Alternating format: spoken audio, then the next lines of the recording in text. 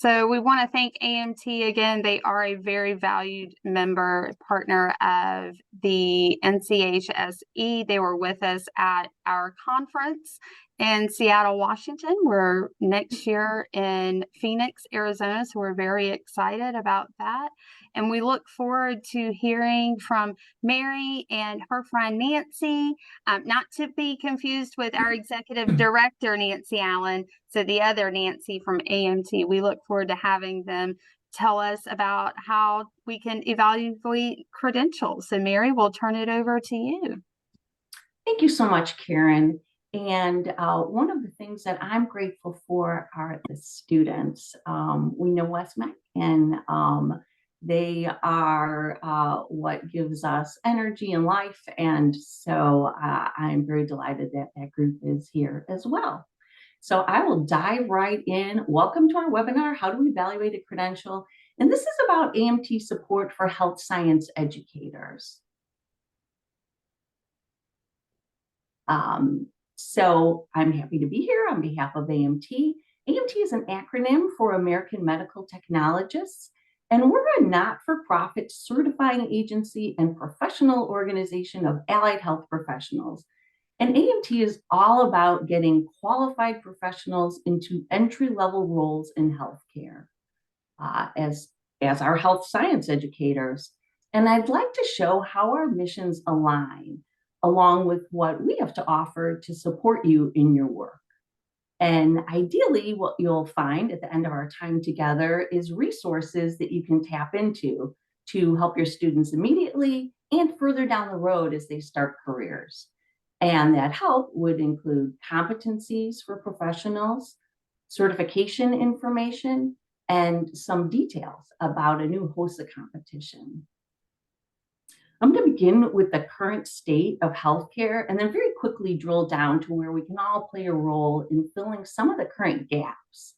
And that would be gaps in healthcare delivery, gaps in meaningful jobs in an entry level, and gaps in quality. And thinking in new and innovative ways to get there. There are critical staffing shortages. There are viable solutions. And quality is really crucial for success. We're here to help. And then we'll have time to answer your questions. And also at the close, I'm going to offer some contact information for AMT so you can reach out and ask questions if you think of some later. AMT is engaged with National Consortium of Health Science Educators on a few levels. First is that both the NCHSE and AMT are laser focused on career success for health professionals. And both organizations come at it from different angles. NCHSE is educators and AMT supports that work.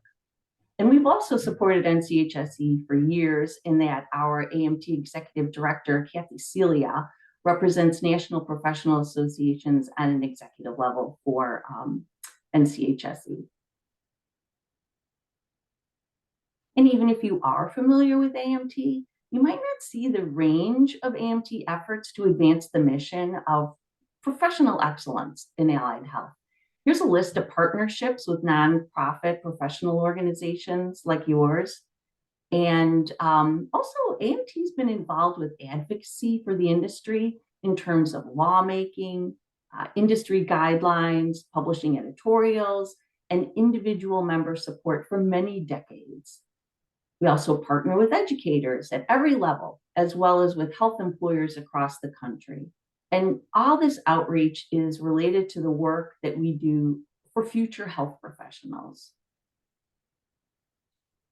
What is the work that we contribute to further that mission? Well, AMT was founded, like many nonprofit associations, by practitioners who wanted to standardize quality in the field of allied health.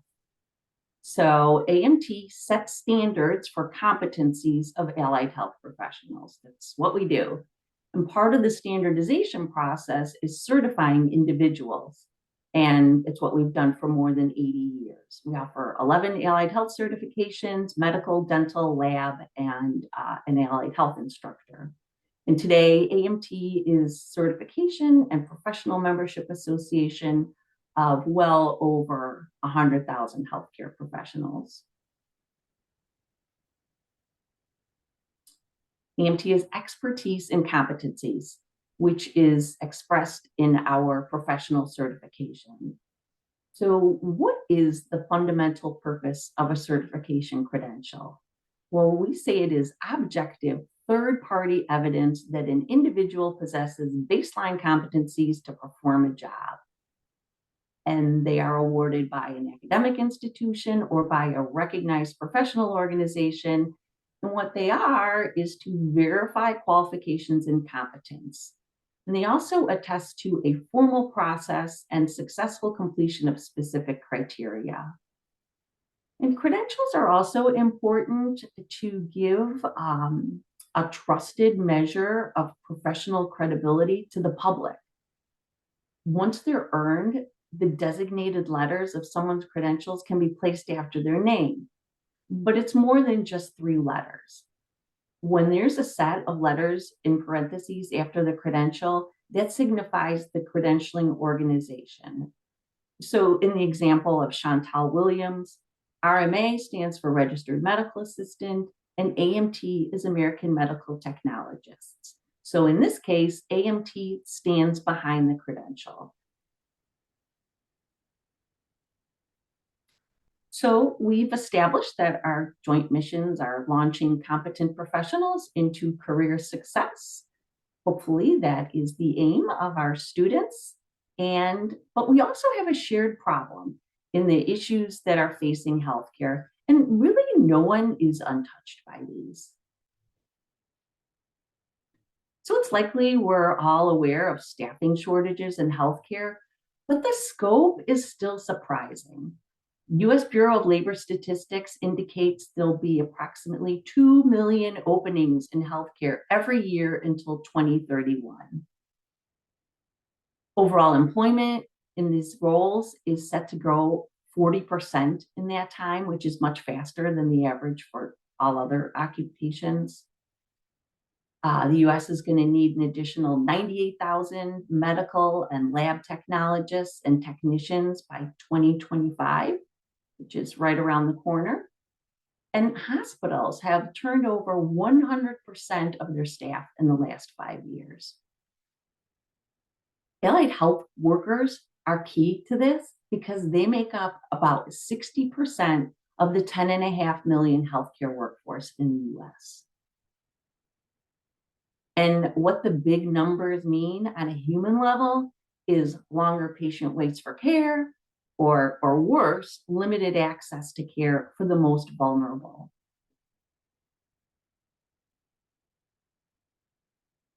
Some of the factors in staffing shortages we witness ourselves.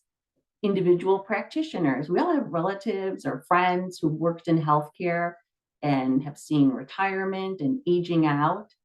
During COVID, especially, we saw the impact of burnout. There's some big societal and industrial changes with the aging baby boomer population. Seniors see healthcare practitioners 4 times more often than younger people, so more people need to be seen. There's an increase in diagnostic testing. Labs are performing more tests and new tests. There's the prevalence of chronic diseases like diabetes. And then there's advances in medical technology, which means more specialized knowledge is required.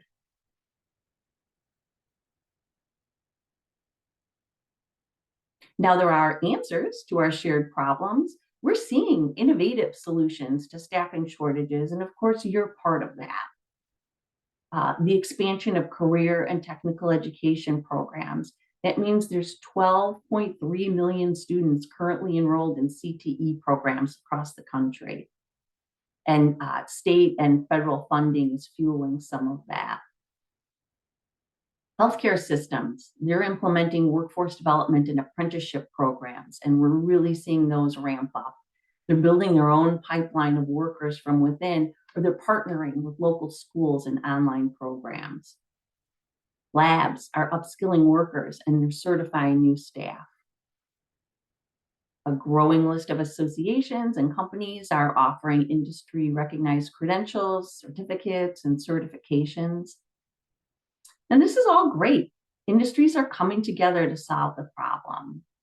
However, does your program align not only with the issues, but the priorities as well?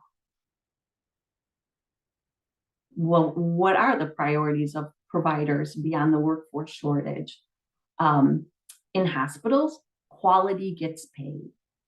The biggest payer is CMS, and the payment models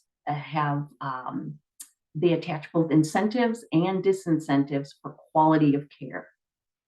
And that's key for hospitals and for patients.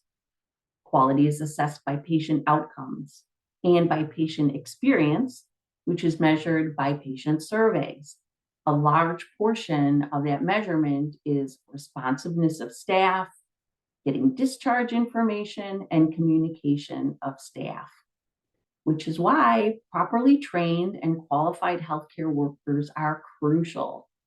It ensures high quality patient care, and it reduces the time needed to onboard and to train. And well-qualified staff means responsibilities are covered competently. There are no shortcuts in patient care.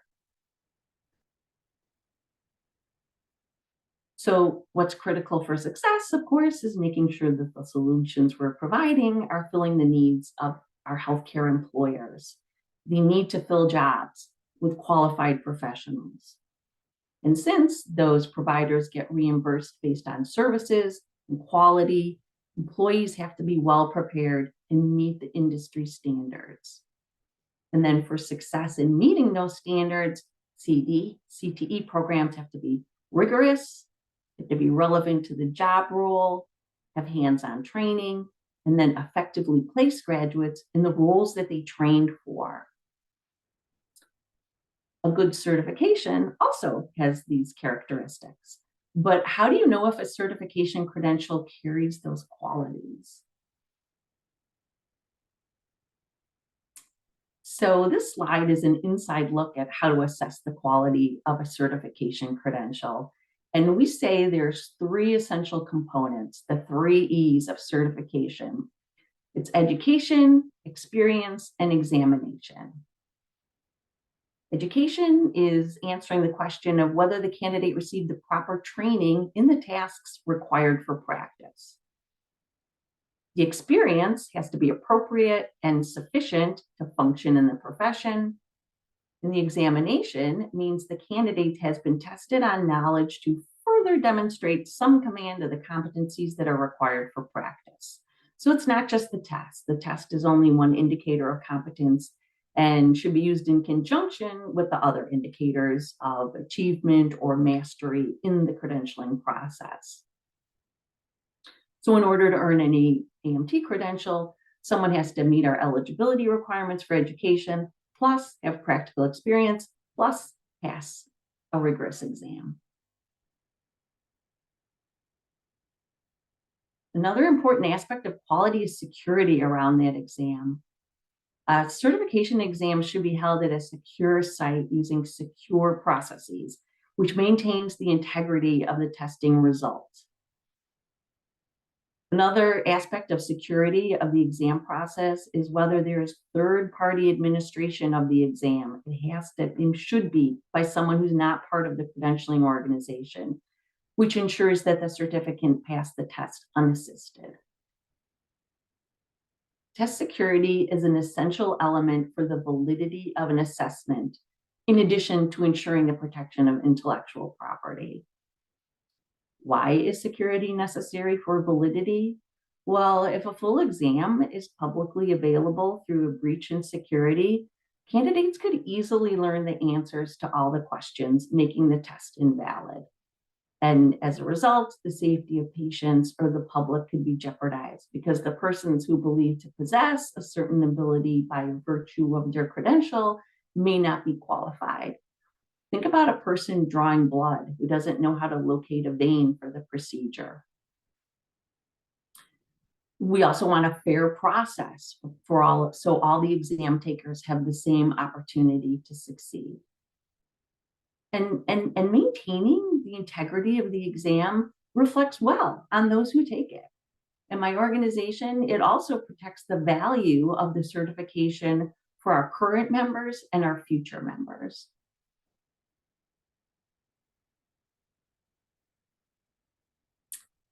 So what's at risk? Security matters to employers. They're looking for a trusted certification among their staff members because it has a direct impact on the quality of patient care. And then this graphic shows the level of security around an exam. It depends on what's at stake. And credentialing tests like licensure and certification are considered high stakes tests. Another consideration around exam security is the number of times that an applicant is allowed to sit for the same exam. Are they allowed to take it as many times as it takes to pass? Some are unlimited. A credible organization is going to limit attempts to a reasonable 4 tries. What I'm trying to convey is how quality matters to healthcare providers and how AMT is committed to quality in all that we offer.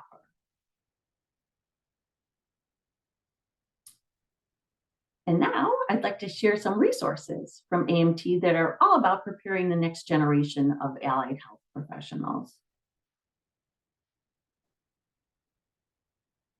So competencies in the real world is the basis of a certification credential. And this image of excellent patient care that's displayed here exemplifies the value behind a worthy certification. The mission is to serve public health by using best practices to certify that health professionals are competent for their specific role.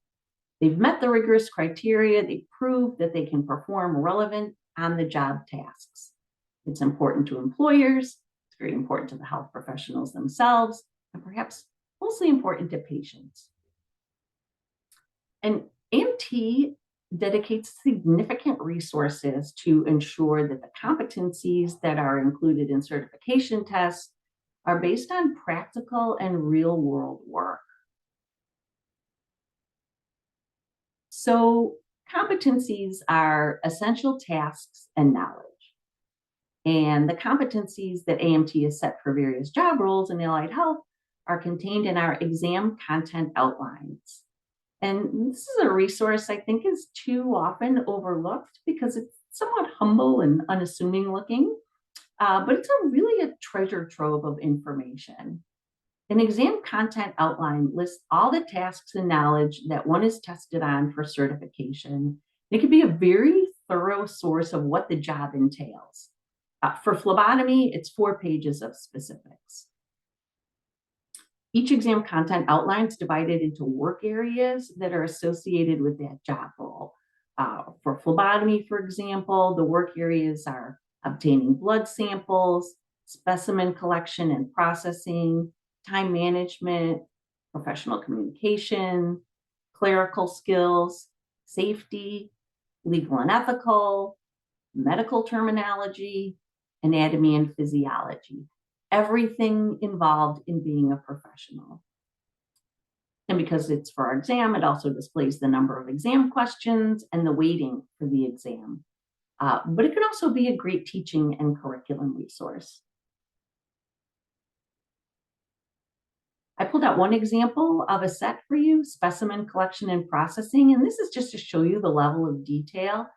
And behind each of these details is a great deal of research and experience. All the competencies are based on research in the field. They're vetted by working subject matter experts and continually reviewed and refined. Also in that document, you might find the references helpful when you're looking for a top-notch industry standard resource. These are lists of references and standards. They're vetted, they're extremely helpful. The published standards are fundamental guidance for professionals in the industry. And all these recommended sources can be downloaded at no cost from AmericanMedTech.org. And all these very detailed lists of competencies are available for each of these certifications. I've used phlebotomy as an example. If your interest goes beyond phlebotomy, I encourage you to explore these other job roles. CTE level jobs include medical assistant, I would say patient care technician, dental assistant, lab assistant, and administrative specialist. Higher level certifications for the medical laboratory require a full undergrad degree, but they can start as lab assistants and technicians as well as phlebotomists.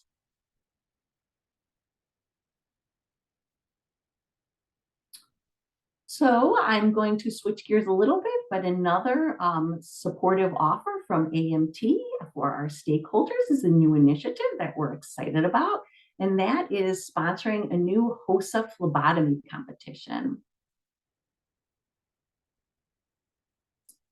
So out of the job roles in allied health, you might be wondering why we chose to focus on phlebotomy. Well, it's an important practice, certainly part of medical assisting as well. And we think it's an excellent entry point into providing clinical care.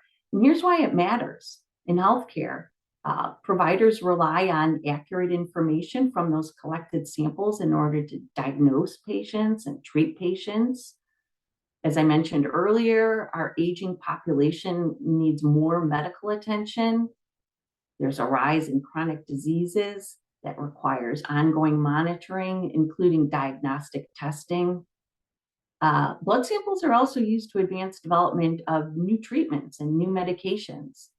And the expansion of telemedicine is really driving the need for remote diagnostic testing. If your students choose to learn phlebotomy, they can be part of a critical service in healthcare. So phlebotomy is important, but what's the day-to-day work like? These are the essential tasks of a phlebotomy tech. Drawing blood from patients or blood donors. They need to explain their work to help relax patients or donors who feel nervous. They need to verify a patient's or a donor's identity. Label the collected blood for testing or processing. Label sterile containers for other samples such as urine and instruct patients. They also enter sample information into a database. They'll use the electronic health record. Phlebotomists have to be able to assemble, maintain, and dispose of medical instruments, and then keep work areas sanitary. So we shared the positives of being a phlebotomist, but like any important work, it certainly has its challenges.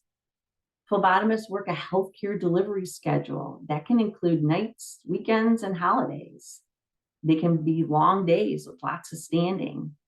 They may be exposed to pathogens and needle stick injuries. Blood can contain infectious organisms, so they need to wear proper protective gears, gloves, and masks. And sometimes patients are hard sticks with hard to find or rolling veins. And not every patient interaction will be pleasant. Sometimes patients are unwell or they're upset by waiting or just impolite. Part of the training is not to take rudeness personally.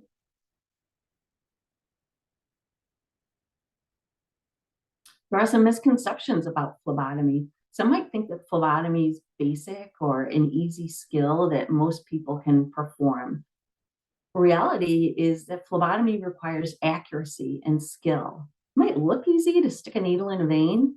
However, only a properly trained phlebotomist can recognize and prevent the circumstances that can cause injury, inaccurate samples, or the mismanagement of patients or samples.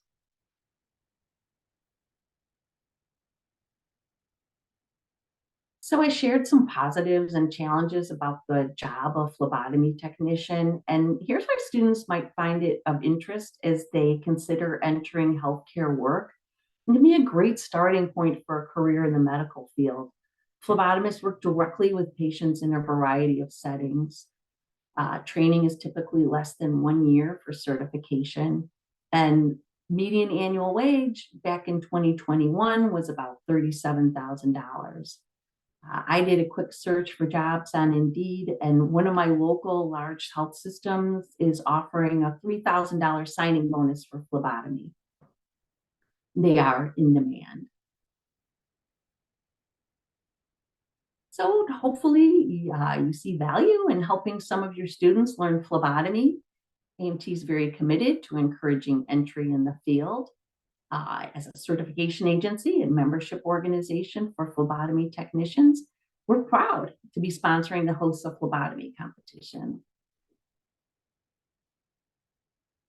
AMT first sponsored a workshop earlier this year at the HOSA International Leadership Conference, which was in Texas. We learned about HOSA and competitions. We had some fun. We were assisted by committed educators and some experts who are pictured here. And the best part is the room was at overflow capacity because of enthusiasm for the subject by HOSA participants.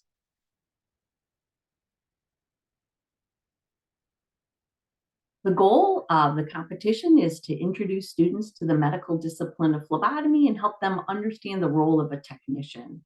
They participate, they'll get hands-on experience, interact with patients, learn about professionalism, and we want to inspire them to use critical thinking skills and to be equipped to treat patients in a clinical setting. And because phlebotomy is a practice, to prepare for competition, students will have the chance to identify veins, stick needles into training arms, and draw fake blood. And of course, all body fluids would be simulated. If you're not familiar with HOSA, here's a simple description. It's 2 rounds of events. Round 1 is a written multiple choice test. Top scoring competitors advance to round 2 for the skills assessment. And then individuals move through the competition from local and regional, state to the international competition at HOSA conference in June 2024. In addition to HOSA awards, AMT will provide awards for top scorers. And because HOSA is a large organization, you'll need to understand your own local requirement for progressing through the competition. For the assessments, round 1 written test is going to include these topics. Students could expect 50 multiple choice test items, which must be completed in 60 minutes. Here's a couple of example questions that a student might expect to see on a written portion. Which of the following veins would be last choice for venipuncture due to being close to the median nerve and the brachial artery?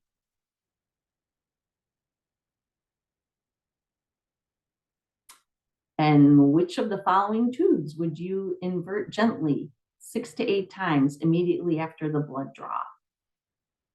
And I have the answers. First one is B, and the second one is D, lavender. The hands-on skills assessment are a series of timed tests.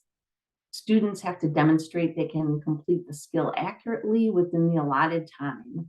And these times vary from 2 minutes for applying a tourniquet to 10 minutes for a routine ETS venipuncture that shows understanding of the order of draw. And by the time they get to competition, they'll know what ETS stands for and what we mean by order of draw. And now I'll share a couple of examples of skills and assessment sheets so you can have an idea of what's expected. This is an example skill assessment sheet, and all these skill assessments can be found in the HOSA event guidelines. You can download these to see the possible judging points. In this case, ETS venipuncture is assessed on 44 steps with 75 points. And they're all listed on the skills sheets that I've displayed here. And by the way, ETS stands for evacuated tube system. Another example is a skill sheet for a 24-hour urine collection. Sometimes people are surprised to learn that phlebotomy includes collection of urine specimens, not just blood, but a high level of detail and precision is necessary for urine specimen collection too. Skill sheet's very detailed, so you'll know what you'll be evaluated on.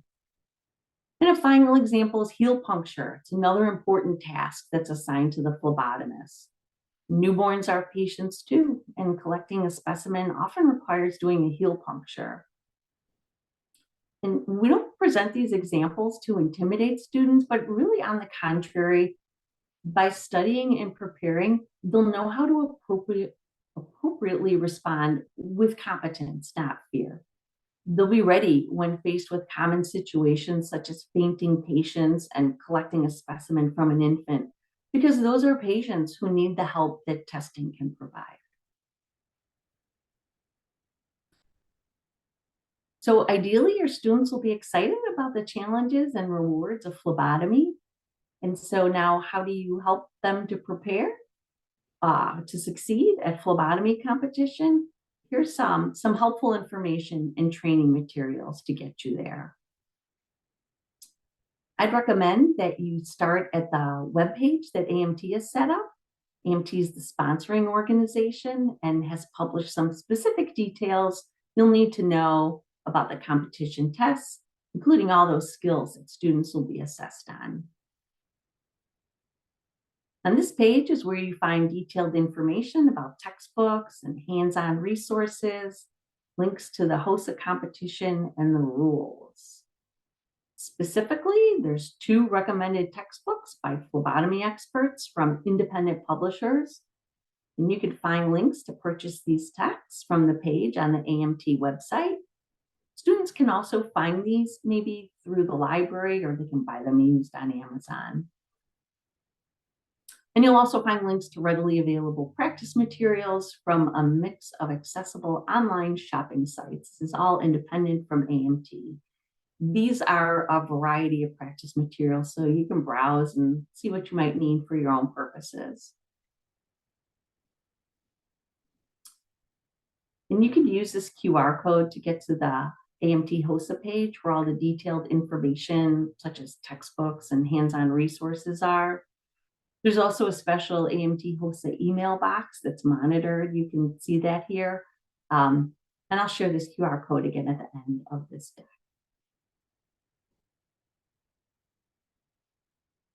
Another important aspect of launching students into careers is helping them to connect their learning experiences into real job opportunities. Phlebotomy competition can have a direct connection to a career. And here's how it can help students build their portfolio. It's a potential path for students to become certified as phlebotomy techs, which can open doors to entry-level jobs in healthcare. Certified techs can find full-time or part-time employment, which can help them make some money while they continue their studies. And working in the field, students and employees develop relationships with employers, and they can make career contacts for the future. These entry-level certifications can sometimes be a stepping stone to another career in healthcare. There's a lot of opportunities in both in the lab and in the medical areas. To prove competency in phlebotomy, AMT offers professional certification as RPT, recognized by employers for its quality. And if a student wants to learn more about a particular profession, we encourage them to see the profession profiles in the blog section of the AMT website. You can also check out eligibility requirements for certification. If a student does choose to continue down the path of phlebotomy and become certified, we have ample resources to help them succeed. One resource, brand new, is a review course, Fundamentals for Phlebotomy Techs. It has online modules that are created for learners who need to brush up on the basics, so they're prepared to pass the certification exam and also ready to work as entry-level phlebotomists in a professional setting. And here's a sample from the review course. It shows how interactive and engaging the content is. And if certification is a path you choose to go down with your student, AMT does help them get there with a Student Edge program. That's a completely free program that gets students started on their certification journey. It also gives them a sense of what it means to be a member of a national professional association. Whole program is a series of 8 emails that leads them through some quick, fun activities. And everyone who completes the program gets a special Edge completion packet in the mail. course, AMT doesn't know who's in your program, so the only way they learn about the Edge is through you. So for them to join, you direct them to the site to sign themselves up at americanmedtech.org/edge. And if you'd like to preview what your students would receive, we encourage you to sign yourself up. So one final summary of who AMT is.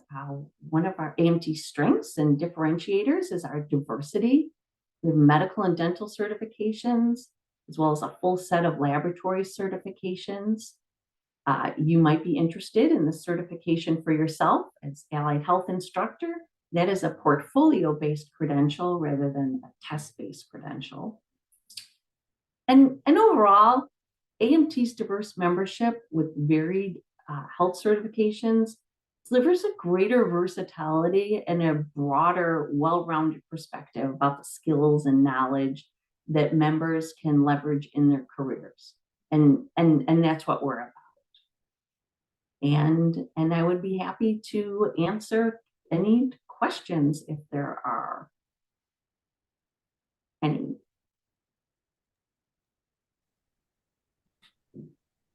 Mary, I'm checking to make sure. Cindy did have a question. She said, because of the liability with the simulation, be the only way to go, or is there an age requirement for phlebotomy? So thanks for the question about liability around simulation and age requirements around phlebotomy. And so I'm going to go backwards through that. And so age requirements around phlebotomy, I think that depends on your clinical site, whether phlebotomist must be 18 to collect a specimen from a live patient. Again, I think that's a clinical site decision. And then with regard to using, I hope I'm answering the question that is asked, with regard to using training arms for venipuncture, I know that certified professionals were helping individual students in our workshop use the venipuncture training arm. I hope that answers your question. And then with regard to HOSA, the guidelines vary, the HOSA competition, the guidelines vary by HOSA regions. And I know that they have very specific information and instructions on the website. So Lisa, you want to unmute yourself and ask your question? Yes, I actually have a couple that I've been typing away. So first of all, in my district, I was part of the one that asked the question about the sticks, because in my district, our students, our high school students, are not allowed to do live sticks. And I know a lot of the phlebotomy training programs require students to have X number of live sticks. So do you have some type of documentation or suggestions on how to approach the school board to tell them that they're antiquated and we need our students to be able to get these certifications, and the only way they can get them is if they do live sticks on people? That's my first question.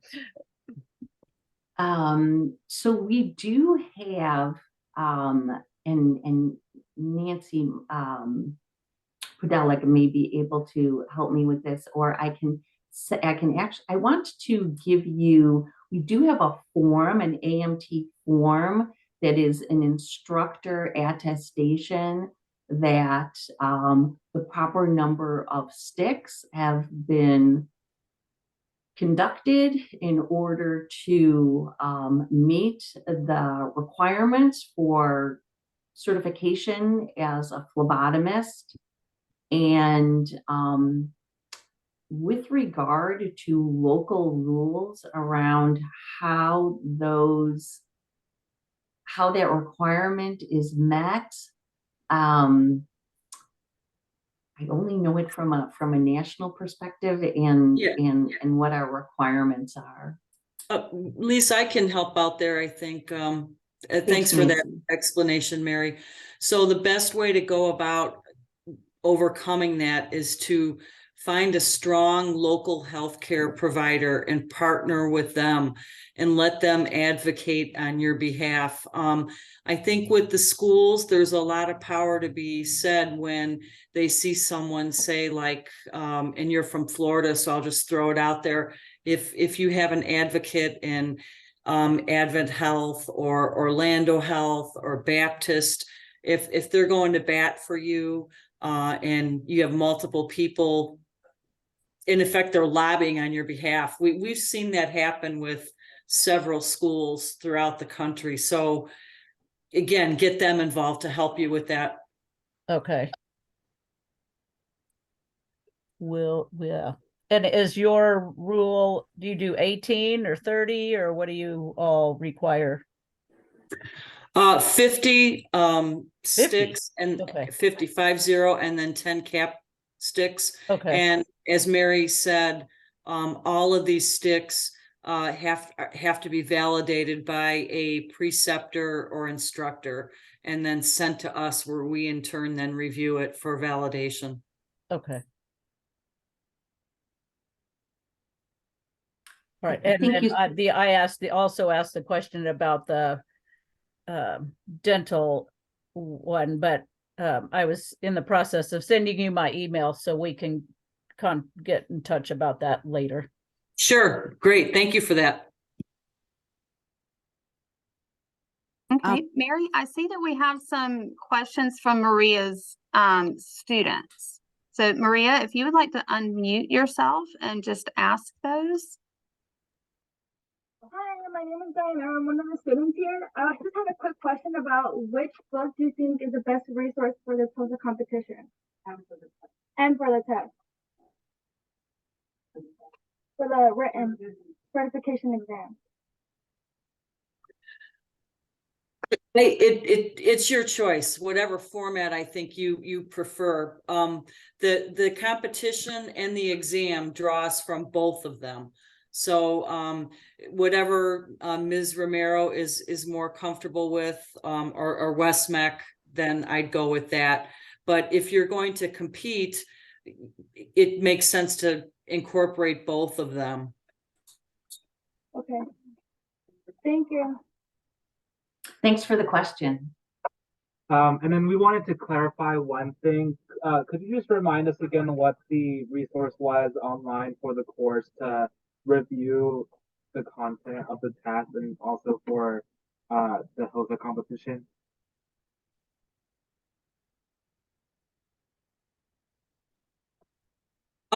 We can follow up with Ms. Romero with that information. Would that be okay, Ms. Romero? Yep. Yeah, she said that'd be fine. Okay. All right, thank you. Yeah, guys. we'll send that to you. This QR code should take you to the page, and it's all there's americanmedtech.org/HOSA, and then there's also the AMT HOSA at americanmedtech.org email address to a monitored box. Thank you for that question.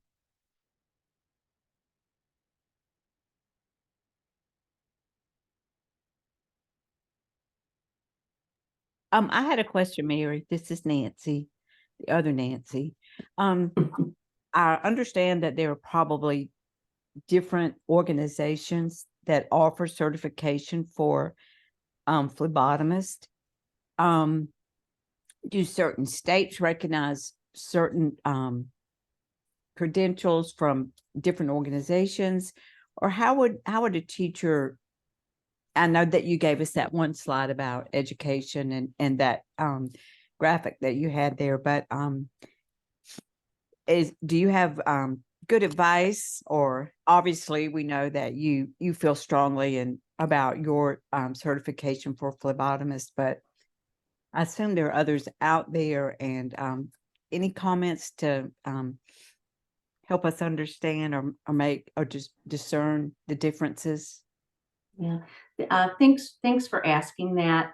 So there are a few different certifications for phlebotomy, and there are differences in the requirements, and we at AMT rely on our subject matter experts who are working in the field to help set the standards that we think are appropriate for entry level performance that is competent and meeting the high standards of healthcare providers. So there are certifications that require a fewer number of sticks, and our experts believe that we have arrived at the right level of practice that would meet our high standards and the high standards of the employers who rely on well-qualified professionals to fill the role. So yeah, there are differing standards. One of the things that I didn't mention is that another thing that AMT keeps up to date in our exams is that the standards that our exams are based on we use other standard setting organizations like CLSI for our phlebotomy exam, and our exam is based on the latest CLSI standards, and not every test out there is based on those standards. And the risk of that is that you could be certified as being proficient in a standard that is not the latest standard. So it is a quality measure that AMT relies on for building a good exam to support the highest quality certification. And would you say that AMT is recognized widespread across the United States? I'm assuming some states don't have requirements, but if a student appeared with this AMT phlebotomy certification, they would certainly have a competitive edge in a pool of applicants. But I just wondered, do you feel that you're recognized in all 50 states? So it is a national certification, and we have phlebotomists and other members working across the nation. AMT is a well-recognized authority on certification, and there are some CTE rules around states where, in terms of what gets on, I think we call them state lists. Mm-hmm. And I believe that AMT's is officially on many of them. Some states have lists, some states don't. But we're confident that employers recognize AMT certifications. Okay. And students come to you having completed standards to be successful on this exam, but you don't certify programs, right? Yes, thank you for making that distinction. So educators educate, and AMT certifies. We are an independent third-party seal of approval on the individual that they have met the standards, the entry-level requirements to perform in that specific allied health role, whether it's a phlebotomist or a medical assistant or a medical laboratory scientist. And those education references that I displayed are independent of AMT, and the review course that I shared is carefully prepared. It is a review course, and it reviews what the learner, what the individual brings to the course themselves. And we are proud of our independence, and it maintains the integrity of a certification, and every person who carries an AMT credential can be proud that they passed a rigorous test. Thank you, Mary. I had one last question because I always have multiples. And that is, what is the cost? And if I missed that, I apologize. So the cost of the exam is $125. And in addition to the cost of the exam, we have standalone practice exams that are reasonably priced. And also we are about to launch a new comprehensive phlebotomy review exam as well, that will also have phlebotomy practice exams embedded in it. So stay tuned for that. We'll be sending out some information about that shortly.